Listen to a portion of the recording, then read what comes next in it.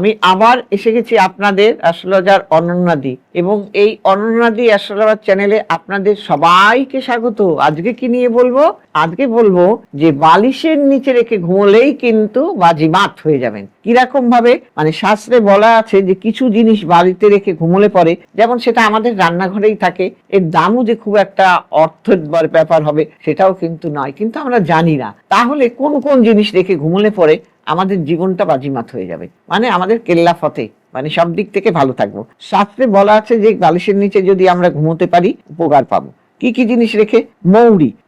মৌরি দিয়ে সৌভাগ্য প্রাপ্তি হয়, মনের ইচ্ছা পূরণ হয়, কোনো কাজ বাধা ছাড়াই সাফল্য লাভ পাওয়া যায়। যদি কিনা আপনি কিছুটা মৌরি একটা কাগজে করে মুড়ে বিছনার মধ্যে বালিশের নিচে রেখে ঘুমান, তাহলে কিন্তু আপনাদের এই না হওয়া কাজ হয়ে যাবে, আবার সর্বকাজে সাফল্য পাবেন, মনের ইচ্ছা পূরণ হবে, বাধা ছাড়াই সব কাজ আপনারা করতে পারবেন। আবার হলুদ দেখুন, আমাদের অনেক শুভ কাজে হলুদের ব্যবহার হয়ে থাকে। আবার হলুদ বালিশের নিচে ঘুমোলে কি হবে? আটকে থাকা অর্থ আপনি ফেরত পেয়ে যাবেন। অনেকদিন ধরে যে টাকাটা আপনি ফেরত পাচ্ছিলেন না, সেটা আপনি ফেরত পাওয়া যাবে।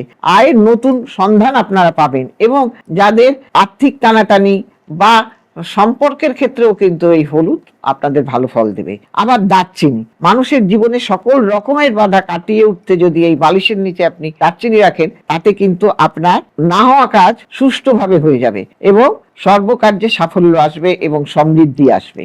আবার যদি এলাচ যদি আপনি বালিশের নিচে রেখে ঘুমান, তাহলে কিন্তু আপনাদের তাড়াতাড়ি সব কাজ, যে কাজটা কিছুতেই হচ্ছিল না সেই কাজটা খুব দ্রুততার সহিত হবে, এবং ঘুমটাও ভালো হয় কিন্তু এলাচ রেখে শুলে পরে। আপনি যদি এই গোলাপের পাপড়ি যদি আপনি বালিশের নিচে রেখে ঘুমান, তাহলে আপনাদের সম্পর্কের ক্ষেত্রে স্বামী স্ত্রীর মাধুর্য বৃদ্ধি পাবে।